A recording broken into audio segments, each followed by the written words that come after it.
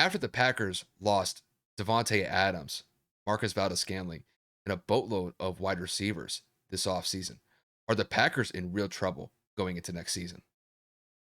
Packers are in massive amounts of hot water this year. They got their guy back. Aaron Rodgers decides to stay in Green Bay, and he's holding them hostage with that contract, man. I know that they made it, cap friendly with a lot of his contract being a signing bonus with some incentives and all these different things. But when you look at the totality of what that contract is going to cost over the next 3 to 4 seasons, that is a massive hit to where Green Bay is tied down for the next foreseeable 3 to 4 seasons. Zadarius Smith left. Obviously, we know Devontae requested a trade, and he got paid out there in Vegas. We just talked about MVS getting that contract out there in Kansas City. St. Brown signed with the Bears. Randall Cobb is a free agent, so we don't know what's going to happen there, and so on and so on and so forth. I mean, for God's sake, they just re-signed Robert Tonyan to a $5.5 million deal to make sure that they had some set of hands outside of Alan Lazard. But Kyle's just said it. We've been talking about this for a while. A lot of sports networks have. When you have a quarterback that is solely relying upon, I just want to get paid, which then you complain about not winning when you're not surrounded by talent. They've had their opportunities to win the last couple of seasons. Mainly the season that the Bucks won the Super Bowl, they had every opportunity because Tom Brady had thrown 3 interceptions in that game, and that was their chance to go to the Super Bowl. So Aaron Rodgers can't say he hasn't had talent. Aaron Rodgers can't say that he hasn't had a good coaching staff because originally he didn't like LaFleur. LaFleur ends up leading them to an NFC championship back-to-back seasons.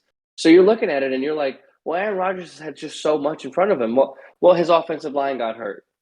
Okay, cool. The Chiefs didn't have an offensive line for the majority of Patrick Mahomes' career until recently. Then you go and you look at, oh, well, outside of Devontae Adams, they don't have anybody. Okay, most freaking teams don't have a dual tandem of freaking Tyreek Hill and Travis Kelsey. You got to make do with what you got. And the receivers that you did have weren't horrible. So Aaron Rodgers has kind of run out of excuses, and now that he wanted to come back so bad that he was willing to eat up a quarter of Green Bay's salary cap by himself, this is what you get. Kyle likes to say this all the time, man. You reap what you sow, and I'm an old fashioned guy. You made your bed, now you got to lay in it. They don't really have too much money. People don't want to play with Aaron, and that contract is unforgiving, and it ties Green Bay to Aaron Rodgers for the next 4 years, and it really hinders their ability to go out there and acquire talent. I mean, Kevin, I'll take it a stretch further. Not only do I think that they're in real trouble this upcoming season, I think their championship window has come to a close at this current moment in time. And look, the Packers, they've had ample opportunities in the past to get in the Super Bowl the last couple seasons. They've had multiple NFC championship appearances, and they've done nothing with them. And that was with a pretty solid roster on the offensive side of the ball. They had Aaron Rodgers, Devontae Adams, Alan Lazard, Marcus Valdez-Scantling, Randall Cobb in certain stretches, and they didn't do anything with it. And now you look at the situation where there's been nothing short of just a mass exodus of the wide receiver core that the Packers have had the last couple years. I mean, when you lose Devontae Adams to the Vegas Raiders, I mean, that's a massive hit just because, Kevin, we both knew the effectiveness that Devontae and Aaron Rodgers had together. I mean, their chemistry is one of the best quarterback wide receiver threats that we've seen in NFL history just because it seemed like they were on the same page at all times. And not only that, you lose Marcus Valdez-Scantling to the Kansas City Chiefs. I mean, that was essentially like their deep threat that the Packers had at their disposal. And now with him going to the Chiefs, you're really left with a bare situation at the wide receiver core going into this season. And look, Aaron Rodgers is a great quarterback. It's just when it comes to these pivotal moments, he comes up short.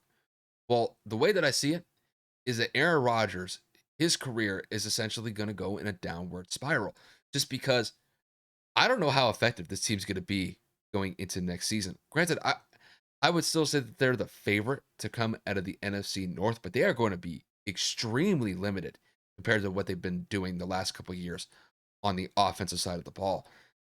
I mean, they're going to have to really go either big in the draft this upcoming season with getting wide receivers, or they're going to have to get discounts when it comes to free agents for that wide receiver spot, just because they really don't have anybody outside of Alan Lazar and Robert Tunyon for targets going into next year. So they're going to be limited extremely going into next season. And I think that the Packers, they've kind of put themselves in a situation where they've been kind of been trapped by Aaron Rodgers bidding. And with that massive contract that he signed just a couple of weeks ago, it's limited their cap space significantly. I mean, they've been hindered with their cap to a significant extent for years now. And now it's getting to a point where it's just an astronomical challenge. I just don't see how Green Bay is going to be viable going into not only next year, but years after. So, I mean, Aaron Rodgers is coming off of two back-to-back MVP seasons, but they've got nothing to show for it. No Super Bowl titles. They fell tremendously short this past season by getting knocked out in the divisional round to the 49ers. And that might be it. I mean, the Packers, they'll still be a relevant team next year. But unless they make some sort of adjustment with their wide receiver core, Rodgers is going to struggle next year because even though that he might have time in the pocket, who's he going to be able to throw to? There's going to be no targets at their disposal. And it's because of Aaron Rodgers. And it's that massive contract.